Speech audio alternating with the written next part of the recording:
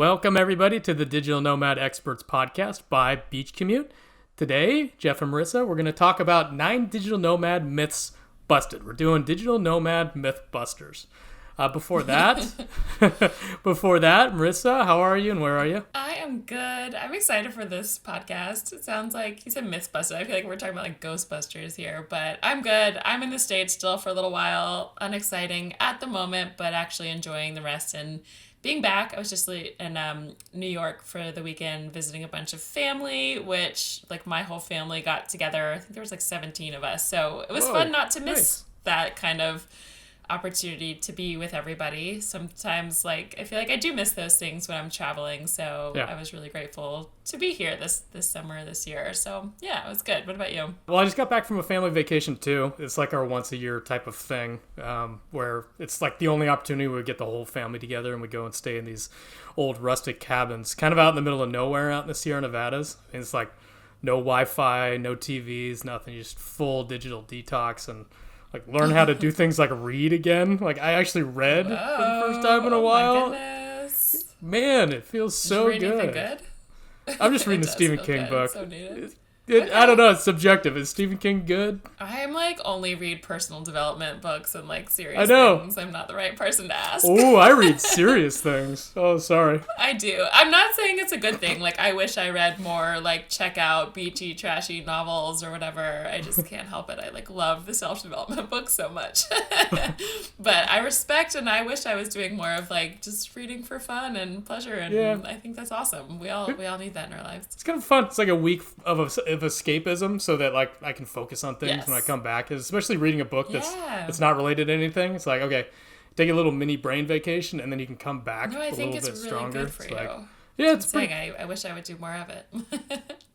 That's awesome. And now you just took a red-eye flight. Where are you today? Yeah, just landed in London late last night and I am sitting in my apartment. Totally jet lagged, a couple hours of sleep. Looking at, I got to be honest with you, like we want to paint a nice picture of digital nomad life, but we also want to paint an accurate picture of digital nomad life. I have got ugliest. I've got the ugliest backdrop right here. You can't. I'll spin the computer around if I get a chance. But I'm looking at this like old dilapidated warehouse with like falling bricks and beautiful. Yeah, and wired fences and graffiti. And beautiful. Maybe some homeless people camping out in there. I've seen a few shadows scurrying back and forth. So, it's not always the beach life, is it? Were you expecting a beautiful view with this? Is this Airbnb, I assume? Or? I hadn't even thought about it. It's an Airbnb, but I hadn't even thought about what the view is. You're there for such a short time, though. You're just there on your way to... Yeah, I'm on my way to Romania. Next. Yeah. So it's fun, I think, as we talk about it. I think it's important just as we plan nomad life for us, if we're somewhere for like a day or two on in between on the way to somewhere, it's less important to get that amazing apartment and all of that if you're just going to be gone the next time versus if you were staying for a month, maybe you wouldn't have chosen that one. I don't know. Exactly. This is one of those, we're kind of talking about digital nomad myths, and one of the myths is, you're going to be in a beautiful vacation-esque location every time. You're not. Sometimes you'll end up in a... I don't know if that was one of ours. Was that warehouse. One of our myths? No, are we gonna talk about any of that? No, we're not. Maybe we'll add a bonus note on that one. Sometimes you're staring at a warehouse. Life is not always really beautiful as a nomad. I think that's a good first, just one. Well, yeah, it's just like a little bonus one we didn't even mean to talk about. But I do think you see, the myth is that everywhere you go as a nomad is beautiful and perfect and like a nice apartment looking at the beach. And sometimes that absolutely is the case. Like when you do it right, you plan it right, you find an awesome space. And sometimes you are, looking at a wall of graffiti in a place on a layover and you're tired and you're jet lagged, or you book a place that looked cool and it isn't, or the Wi-Fi's terrible, and it's not always rainbows and butterflies. That is for sure. So there's our bonus. There's our preamble to. Let's jump into the first one. Marissa, what is the first myth that we need to debunk? Okay, we had to do this one as number one, and it is the cost, which is that it's really expensive to travel and therefore really expensive to live as a digital nomad life. And I would say this is probably the number one thing that holds people back, like for someone who isn't even trying yet to find a job, it's like, it just feels like this lifestyle must be so unrealistic for any sort of, quote, normal person or realistic budget. Because what we do, a lot of people will say, it would cost this much. If I were to go on a week vacation, I'm going to spend a round trip flight. I'm going to stay in a decent hotel. I'm going to eat every meal out. I'm not going to live as a local. It costs a lot. So what a lot of people do is then multiply that out by, if it costs me this for 1 week, it's going to cost that every week that I'm a nomad. And you feel like it's going to cost like $500,000 just to travel the world. And the reality is, it's actually often less expensive. Sure, it depends on where you're living. Like if you were to stay a month in London, Jeff, that might be pretty equivalent probably to living in San Francisco or, in California where you're from. But you're heading to Romania, which is going to be probably a lot less expensive. And hence so my 2 days here. Yeah. I was looking at it, for example, not a digital nomad location, is it? Pop in and out. Yeah, and there's a reason that a lot of the hotspot digital nomad locations are lesser expensive than some of those prime European or North American cities or countries. But as I'm looking, I've been in the States and I was looking, I've got some stuff with my condo. I've been thinking about staying elsewhere, selling, but just looking at what like rent would cost for a month, even in Atlanta, it's maybe $2,000 to $3,000 anywhere that I, personally want to be per month. And if I think about living in Thailand, it's maybe $800 for a month for an awesome place, like overlooking the ocean and the beach, or just depends where you are, but you can get way more for your money. And then when you're not flying back and forth, you're going from the Jeff's in London and then Romania and then maybe to Georgia or maybe to Turkey. It's like you're not taking cross-continental flights all the time. You can wait and find the days where you get a good flight deal because you have more flexibility. And then also, like when you stay in a month-long Airbnb or month-long place, which is typically what we do when we stay longer term, it's way less expensive than when you're booking a nightly rate for an Airbnb or a hotel. And you're also eating at groceries, you're cooking at home, you're living like you normally would elsewhere. You just happen to be in a different country. So yeah, anything to add to that, Jeff? Yeah, I mean, looking at my expenses, I was just kind of doing some quick calculations in my head as well. Yeah. Living in the Bay Area, it's like same with New York. I'd say that probably some of the tippy top that you'll find in the world. We're looking at our rent in the place that I stay part-time, because I only stay there about 4 months a year, is $32.50 per month. And I split that with amongst a few different people. So that's, all in with expenses, internet, PG&E, all that kind of stuff. You're looking at around PG and what? What did you just say? PG&E. Oh, sorry. I forget. This is not a West Coast exclusive pod. It's like what we say, anywhere on the West Coast, there's a monopoly for gas and electric. Like all heating and all electric stuff, it's just one company. So we don't even say utilities; we just say PG&E. That's funny. That's a good catch. Yeah, it's like if you go to the West Coast, say PG&E, everybody knows that that's just one blanket statement for everything. I lived on the West Coast for a while. I don't remember that, but yeah. So all they in, own everything. You were looking at. What was the sort of cost all in for that month? It's between $1,500 and $2,000. And when we talk about digital nomad locations being cheaper, we actually had a podcast where we did 10 locations where you can live for under $1,000 a month. So right there, like living on the West Coast, I could cut my expenses in half just by going full-time digital nomad. So it's really, really doable. And I'm glad that you mentioned that this is one of the top reasons that people are held back, because they do think of it in terms of, well, I took a vacation last year, I took a cruise or something, and it cost X amount of money, and they'll just, transplant this number into that number and think that it's going to be the same exact thing. But no, and another thing is like, you're going to be living a normal life. In a normal life, most people are not eating out every single night, which is, let's face it, that's a huge part of expenses. Eating out is really damned expensive. But when you're a digital nomad, if you go out and you just get food like we do, I'll just do Saturdays, get all my food, cook a bunch of food Sunday, and then you've got like meal prep, and then you're all in for way, way, way, way, way cheaper.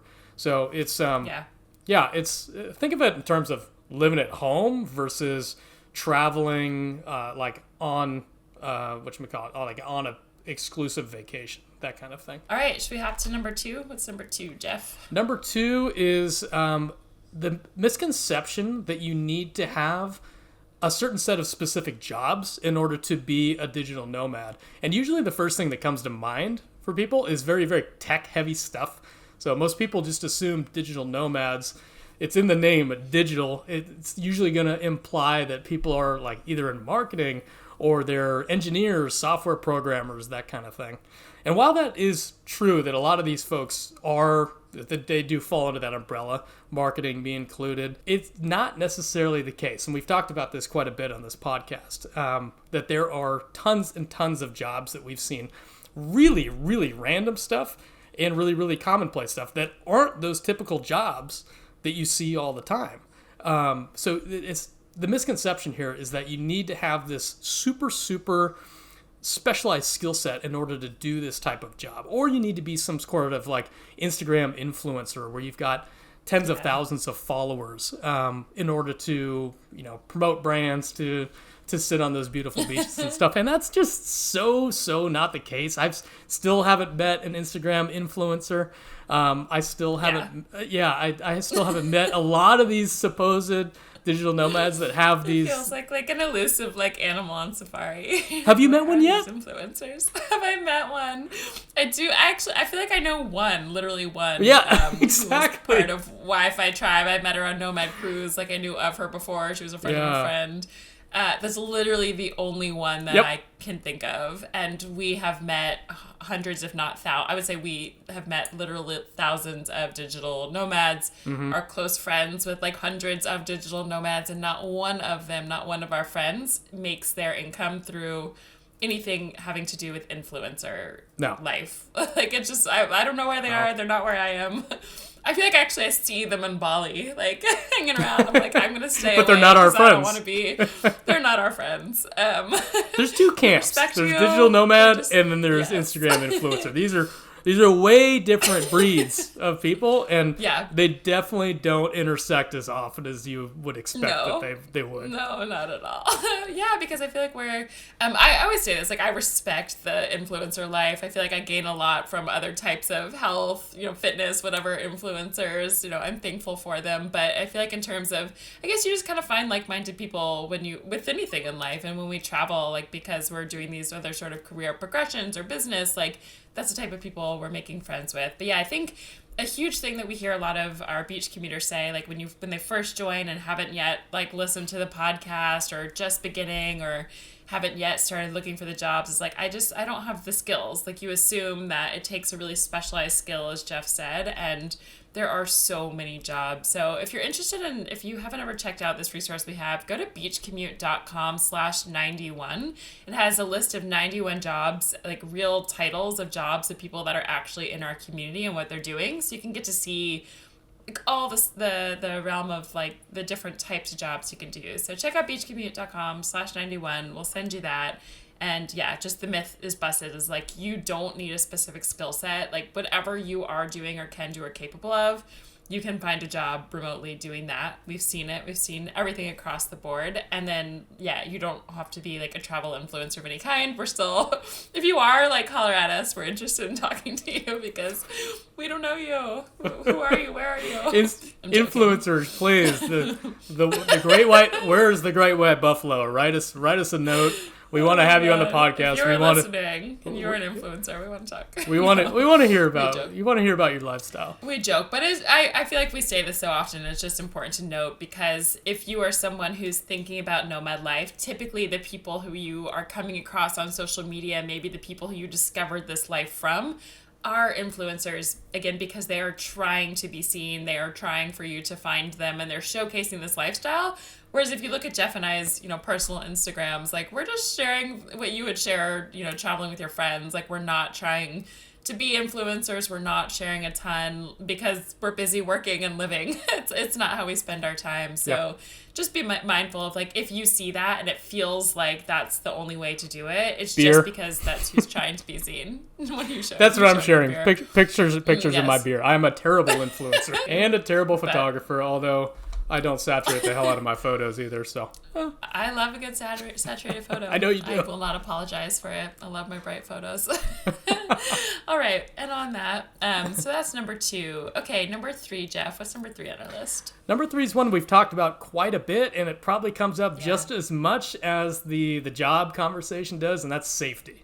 And this is actually the first thing that comes up when I tell people what I do, or if I tell them where I'm going. Like if I say something like I'm going to Mexico, or if I'm going to Costa Rica, or if I'm going to Colombia, first thing they say, isn't it dangerous? I just recently watched an episode of Narcos. Isn't it dangerous? I just recently watched that new show where they show how people smuggle in things through airports and how people will sneak stuff into your bags at airports. And I'm like, oh, great, another thing to worry about. We talk about this one a lot. We've had an entire episode on it because there are just so many misconceptions about safety. And there's just so much depth to it. I do recommend that you go and listen to that podcast because we do a pretty sufficient job of covering each one of these things. But I think, Marissa, maybe we should at least cover the top things that people don't quite understand about safety, or the misconceptions they have about what they're going to run into versus reality. Yeah. What would some of those, what are the first things that come to mind for you? Yeah, the first thing that just popped into my mind, and I feel like the rule on our podcast is what is the first thing that comes to your mind? Thing. So when I think about, when I say I'm going to another country, basically we just said, people are like, Mexico, isn't that so unsafe? I had a friend she actually lived in London and she was coming to Mexico. This was maybe a year and a half ago we were going. And she was like, my family is so scared. All we hear, everyone just says it's so unsafe. It's there's murderers, there's drugs, there's this, there's that. And does that exist? I'm sure it does. But when I think about the US, where we're from, there's so many shootings every day. There's so, I don't feel safe walking at night in my own neighborhood, and it's one of the nicest neighborhoods. So when I think about, I'm I feel so much safer often in these other countries, and it depends on what neighborhood, what place, whatever, but I just think the unknown scares people, and the news covers the big bad things about a country as a whole or what's happening. But I know if I was elsewhere listening to the news in America, I feel I would never come here. It's a terrifying place. Yeah, so again, just think about what you're hearing on the news and what you're experiencing in your own country or place, and then extrapolate. That's what you're hearing, the worst of the things in other countries, and it's important to be mindful. We talked a lot. Actually, if you listen to the episode, I guess it'll be the one right before this. We talked about 12 safety tips specifically for female digital nomads, but it's really great for men as well. It applies so much that you were talking about and did as well, but you have to be mindful of where are you going? Where are you staying?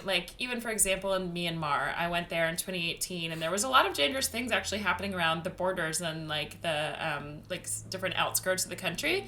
But I was in different places, in the middle of some of the main places in the country, and I felt completely safe. So that's looking at the country as a whole versus even when you go to a place, be mindful of the neighborhoods you're staying in or walking in. Just I think if you're listening, think about your own country, your own city, your own state or town. There's probably places that you wouldn't walk around alone at night or live in or maybe even go to, but you're comfortable where you are. So I think it's the same anywhere you go. And sure, there's some countries I haven't yet been to because maybe there's a war going on, or maybe there's not the right time for that country and you wait. But in general, I would say 98% of countries, maybe that's a bigger number, I don't know, are pretty safe to go to if you are navigating it correctly. But what are your thoughts, Jeff? Yeah, we pretty much follow the same rule, the same mindset that you do in your hometown, which is, and especially if you live in a big city. This applies more if you're living in a major city. I lived in Oakland and San Francisco for a while. It's just know which areas are safe and which areas are not safe. Generally, an entire city is not unsafe. People think, another myth, people think Oakland is an unsafe place. Now, there are unsafe places within Oakland, so you need to know, you can't just go in blind going through the entire city. You have to know where these unsafe places are, and don't go there, or go there just in the right times of the day. So really knowing your surroundings matters a ton. And speaking of the hometown, that's the only place I've actually had any safety problem. Some folks came up to us with a knife and robbed us one time, and I tell people about that because I say, hey, friend from Santa Rosa, California, no, I haven't had any problems in Colombia, but I've had problems on the street about 4 blocks away, and that's the only place that I've had any problems. So yeah, like you say, the States, not particularly safe. No city is always 100% safe. It's just knowing your surroundings, and we talked about this before. Always research the city that you're going to, and specifically the neighborhoods. There have been people that have traveled there before, and there are blogs on this. All you have to do is Google safe neighborhoods in XYZ city, or hop on Nomad List. They've got like a map overlay that'll show you the safe areas, and like talk to anybody that's been there before. So there's a lot of resources on most of the major digital nomad cities, and you'll know pretty quickly where the safe places to go and where the places that you need to avoid. I think like one of the things as I'm listening to this, like the thing that's coming into my mind is it's like when you're home, you sort of inherently know from over time where is safe and where is not, what is good and what is not good to do. And I think the scary thing is when you go somewhere new, you don't know the rules before you go there, right? So you're like, are these blocks safe or is it not? Like, can I walk at this time or can I not? Like, is it safe to carry my stuff in daylight or is it not? And so I think the hard thing is it's just the uncertainty. Yeah, exactly. That's what I'm thinking. So it's just the uncertainty of it. And I think it just takes like, the thing that I love about nomad life and I'm grateful for along the way is like, it really forces you to be adaptable, to learn, to talk to strangers, like to get the information, to ask questions. And so it does take a little time and energy, but I guess for me, it's so worth it to do that research and push myself and understand. And I feel like my kind of like inner compass for safety and understanding and learning and like navigating and being a chameleon anywhere I am is just grown so much. And I think it's an amazing life skill, but when you've never done it, I know it can be scary. So I guess the overall takeaway here, the myth is like, it is way safer than you probably think it is in your mind, but it does take some navigating and some research and some trial and error to kind of understand each place and learn how to be a traveler. But like highly recommend start somewhere you feel comfortable and just, slowly expand your comfort zone. So number 4, this is a fun one. I want to kick it to you to start. I love this one. This one gets me all riled up. I know, me too. Is being a digital nomad, do you have Peter Pan syndrome? In other words, and can you explain what that is? In other words, Peter Pan syndrome. Are you refusing to grow up, or are you running away from real life for your entire life? Marissa, do you have Peter Pan syndrome? I don't think I do. But it is funny that it's such a myth that people like digital nomads are just like running away from your problems, running away from real life, like avoiding having to, settle down and be an adult. And like, I remember when I first started travel, I've been doing it for 8 years now. And I think a lot of people are like, all right, you're just going to keep doing this forever. Like people have accepted that. But when I first started, everyone was like, oh, that's so nice. Like, what a nice little phase. But like, when are you going to come home and so condescending, go back to an office and get a real job and like, I don't know, settle down and have your pick a fence with whatever, your 2.5 children and a golden retriever or whatever it is, right? And I think like a lot of people also just think that you're just you're running from problems. And while I do think some people are running from problems, like running from life and just escape, I guess it's more of that like escapism. I also personally feel like travel is like one of the biggest travel and entrepreneurship for me are like the 2 biggest, I would say, self-development sort of easy like sparks. But like, I think there's a quote that I love. I've probably said on this podcast many times, but it's like, everywhere I go, there I am. So people think that they're running from things, but then you're just like, you're still there with the same problems and the same mindset and the same things going on. But then you're kind of forced to deal with it because you're not in your comfort. Like you are in harder situations, or maybe you don't have your comfort family or friends or food or whatever it is, that like you're kind of forced to go through a lot of personal development when you travel. So I think it's kind of the opposite personally. And this lifestyle, should you want to live it forever, you can, in a way that people didn't understand before. So I personally don't feel like I'm like running away from life or just like putting pause on life and trying to never grow up. I think I'm trying to make I think for me, nomad is like, how do I make the most out of life? And we joke with, like digital nomad years, with dog years, like 1 year is 7 years in a dog's life. I think 1 year is like 10 to 15 years of life experience as a nomad, because I look at the last like 7 or 8 years I lived and I feel like it's been like 110 years of experience. And I'm so grateful for that. Like I've packed so much in versus like when I'm home, I feel like time just flies by and I ask my friends, I'm like, what's new? And they're just like, all they say is nothing, like same old, nothing's new. Those conversations like, we get home are brutal. If there's anything that'll convince you to be a digital nomad, go on your first trip, come back, and then talk to your friends, like your friends at home, right? Because I've had people say, why would you leave the country? They don't speak English in other countries. I'm like, oh, wow, we no longer have anything in common. It just gobsmacks you. It just hits you right in the face. I do feel like I have less in common for sure, but it's because like you've grown, you've expanded, you've learned from new people, new cultures, new opinions, new thoughts. Like I just feel like I have grown tremendously from it in a way that I don't at home. So to me, it feels like the opposite of Peter Pan syndrome. I'm sure there are a small percentage of people who are doing that, but what's your thoughts, Jeff? Because that one got me riled up too. I don't necessarily think that the people that we travel with, other digital nomads, are running away from things. I think there's situations that they occasionally run away from, just like people at home do. Like there's no difference. It just happens to be on the road. Yeah. But I haven't met anybody that became a digital nomad to get away from something. Generally, I just jotted down a few things while we were talking here that kind of struck my mind that define what a digital nomad is and how you benefit from it, and the opposite direction of being like in the direction of growth, personal growth. Right. First thing is confidence. Like one of the I just remembered this because this is I'm going to a brand new place. I haven't been to a new place alone in a while, so I haven't done any solo travel, even though it's very short. It was just kind of it kind of piqued my brain as a reminder. Yeah, just here in London, I was like, oh yeah, this feels really good. I can do it. You feel this sense of confidence in the unknown.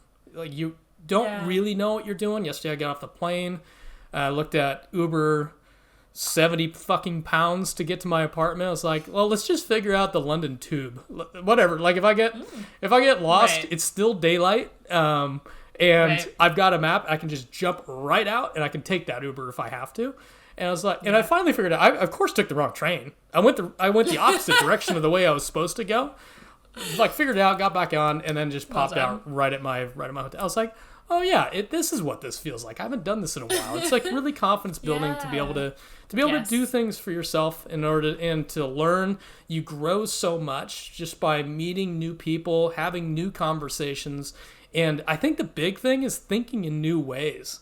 Because you get stuck, like when you live in a town, like particularly a small town like mine, there's a certain way of thinking and people don't break out of it. You mentioned like the white picket fence and the 2.5 kids and the golden retriever kind of thing.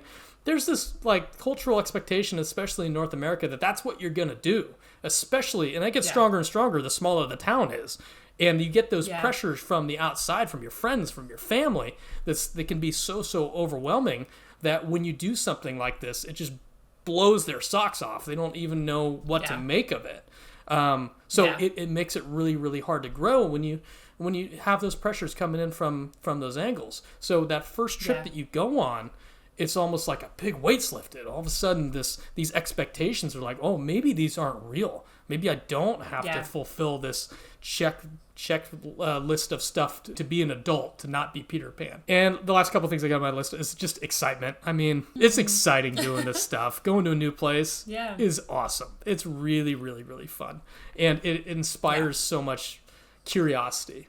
You know, like if you get stuck in kind of the same routine, doing the same thing at home and watching the same Netflix show over and over again, be a digital nomad. You're going to be curious about everything because you're going to be forced to. You're going to be forced to be thinking about, where am I going?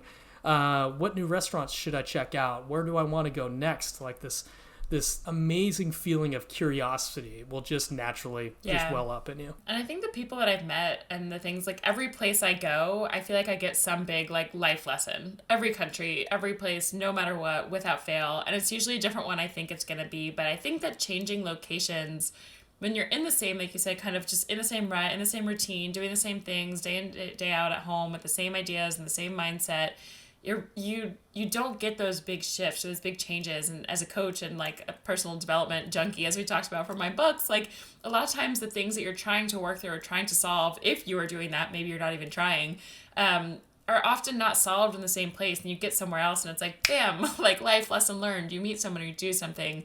And also when we talk about the kids, I do, like, you and I don't have kids, but there are also a lot of people who have the 2.5 kids and have chosen digital nomad life and love it. Like, I cannot tell you the families I've met on the road, and one day we will have one of these on the podcast. We haven't yet, but we gotta do the family episode. People with families and kids are like, will blow your minds of the challenge, like what they have learned and love in a way of traveling with children too. So that's definitely a possibility. But that's Peter Pan syndrome in a nutshell. And also, real quick, if you're listening to this and maybe it's your first podcast you've listened, or you've listened to 100 plus of them, but we'd love if you can give us a review if you're getting value from this. So whether you're on Spotify or Apple, wherever you are listening, if you can give the 5 stars, or if you want to write a little note, whatever that looks like on the device that you're on, if you can take a second, it really helps us so much that we can keep putting out this content for you. And more people find us, which is just so fun. So yeah. All right. So Peter Pan syndrome, number 4. Get all riled up over that one. That's great. I just want to keep saying it forever. All right. What's number 5? What's the myth number 5 about being a digital nomad? Myth number 5 is a really good one for you as a career coach, is the assumption that your career is going to somehow stall out when you become a digital nomad. Like you're not going to have any more progression. You've moved up the ladder so far, and then you're basically just going to go on pause. But we know that's not the case. That's just another fear that keeps people from taking the plunge into this. Can you explain a little bit more why that's the case? Yeah, I think like especially the generation above us, like I know my dad often when I first started this was thinking I was going to put my career on hold and never keep progressing and not make more money, you know, all of the things.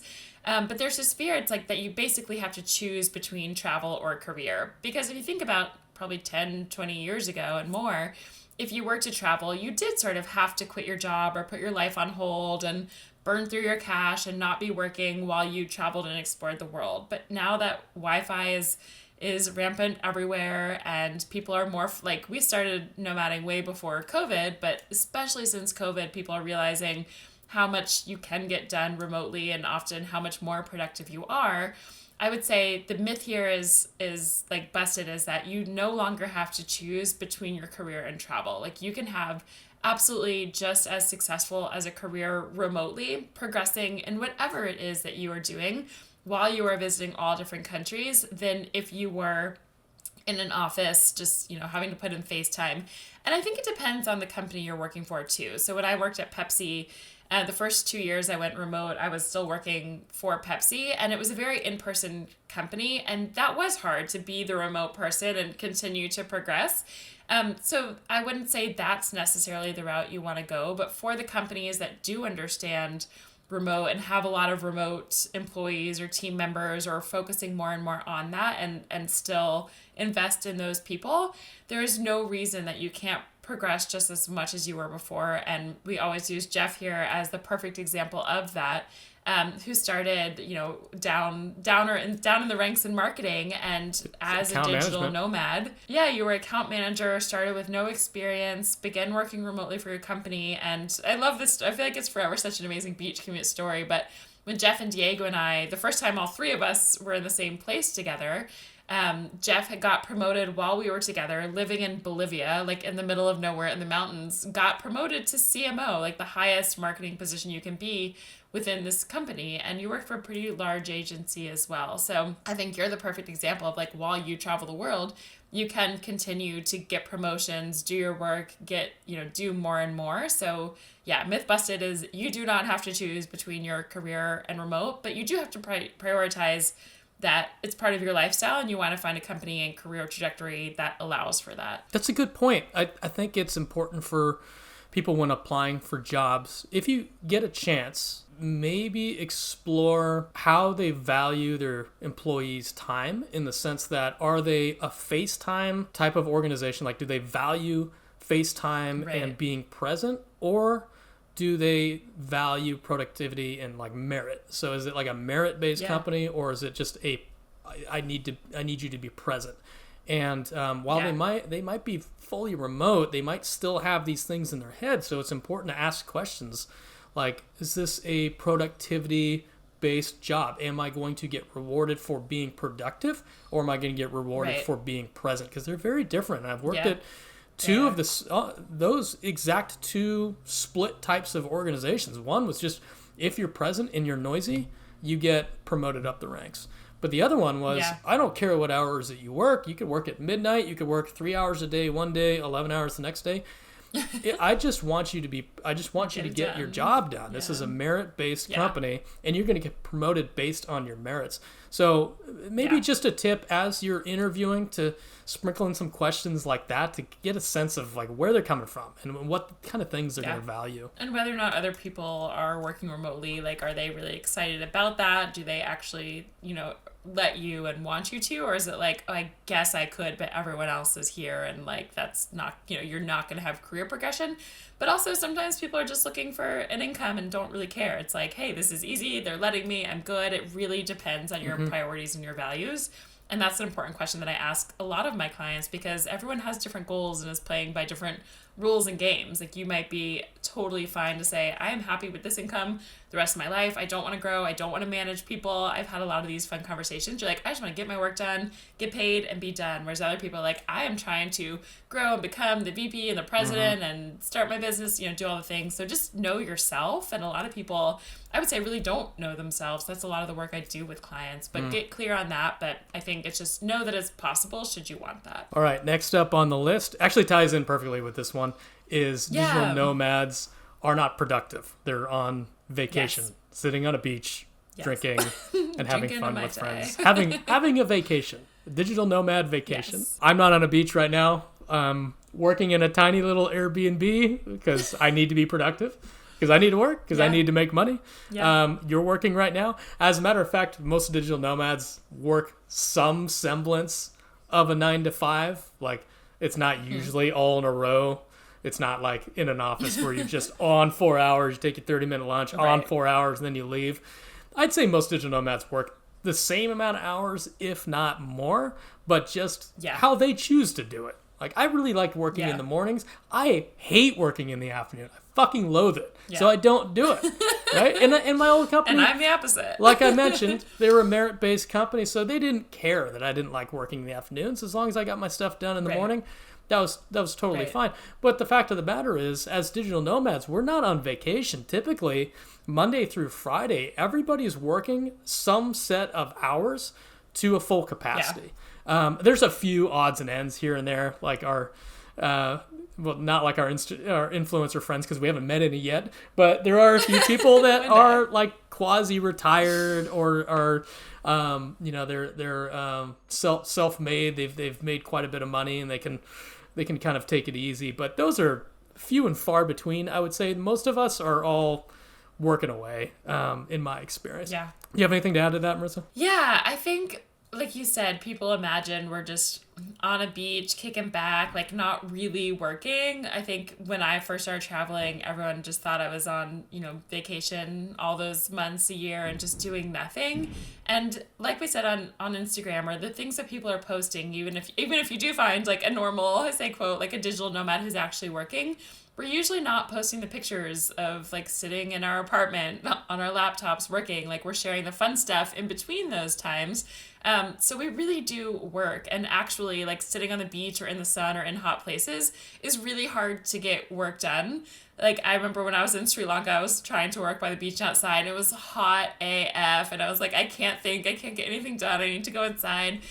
So the best is like, there definitely are situations, like there are some co-working spaces, when I was in Thailand that literally are like laptops on, like as cliche as you would think about, and they're in a cool space, but you're looking out at the beach, or in Cape Town, you're like in these co-working spaces with glass walls looking up at the mountains. So those definitely do exist. Or in Bulgaria, I loved like at these cafes looking out at nature and these pine trees and mountains. Like it you can find that, but we're not usually like in the sand on the beach because it's hot and sunny and you're not productive. So miserable. We really beach work. It's actually pretty miserable. I know it's beach commute to the beach, but work in the air conditioning. Don't work on the beach. Work in the air conditioning looking at the beach. That's really like when you can get those places. I've stayed in a bunch of them where you're like have the view of the ocean, but you're inside and your AC working. Like that's money. A+. So yeah, but the truth is like we really are productive. And as Jeff said, I actually think it's some of the hardest working people I've met anywhere, because we go in and we get stuff done and we want to build this life and build an income and build careers. It's a lot of really driven people.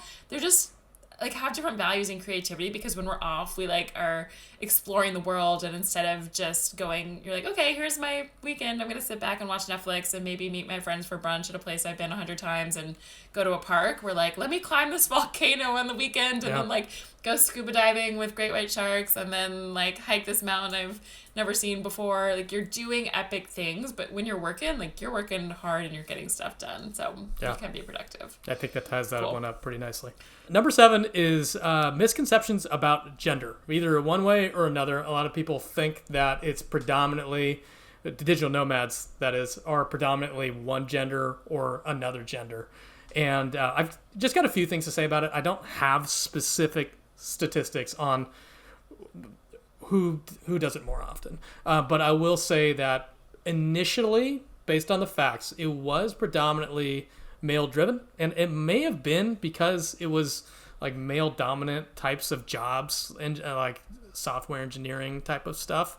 But I would say that over the years of watching this, that has at least leveled out.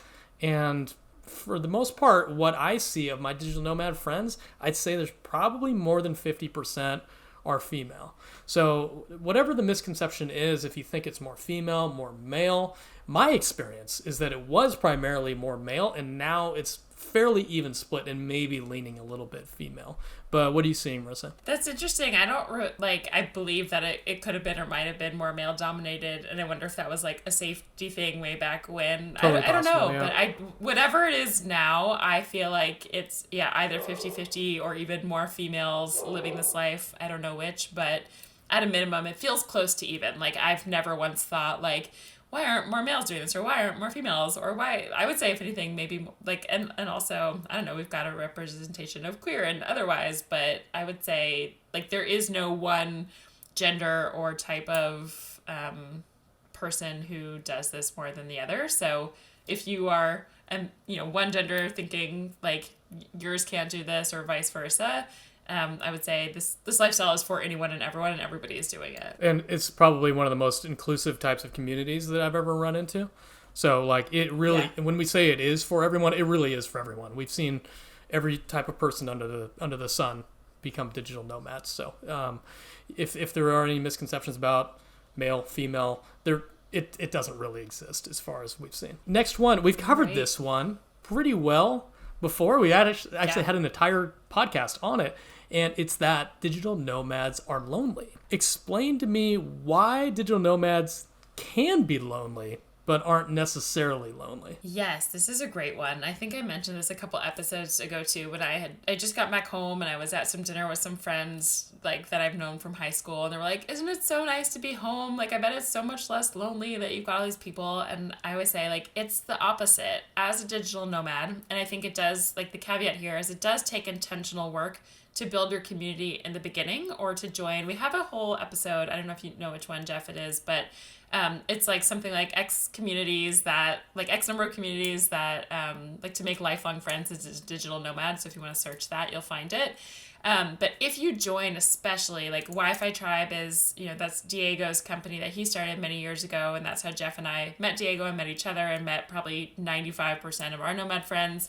That's just the bubble we have chosen. But there's all sorts of communities that you can join, co-working spaces. But basically, my experience, if you intentionally do that, is that it's so much less lonely to be a digital nomad than to live, at least in the States where we are, and I think a lot of countries.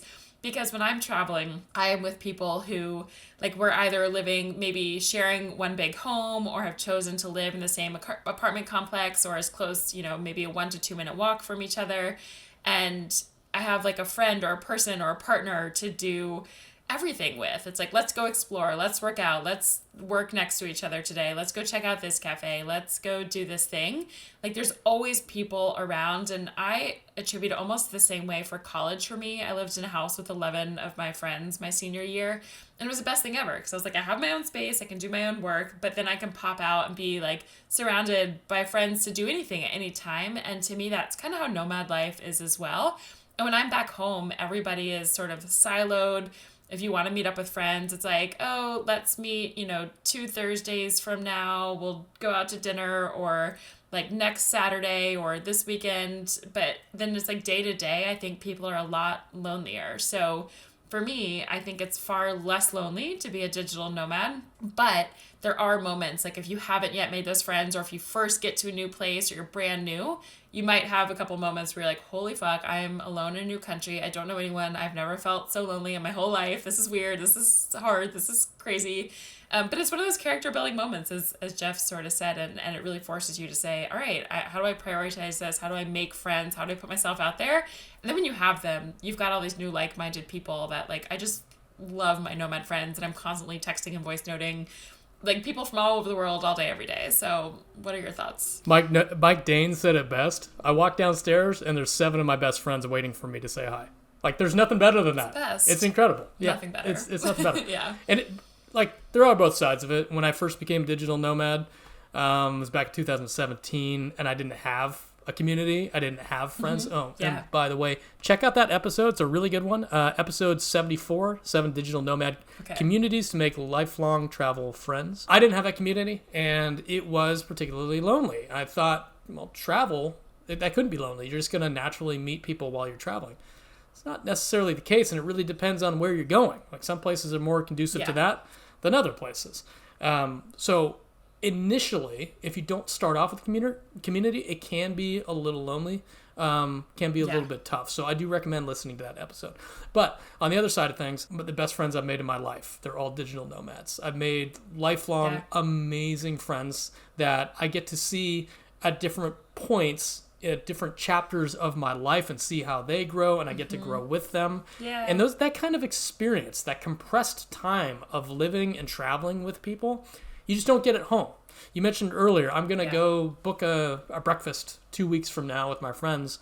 That's one breakfast for 2 hours, maybe 3 hours that you get when you're living at home, and you might see that person again in a month, 3 weeks, something like that. When you're living and traveling with people, that time is compressed, and you actually really, really get to know somebody in a deep way. Yeah. In just 1 week of living with somebody, you really get to know who people are, and you really get to grow yourself, and you grow your relationship. So it really is, when you're doing this, it's compressed time when you're building these communities, and in doing so with this compressed time, you forge really, really strong relationships. And that's pretty much all I have to say on that. I think it's one of the best aspects of being a digital nomad. So, debunked. It exists from time to time, but you can break it if you are intentional about it. 90% debunked.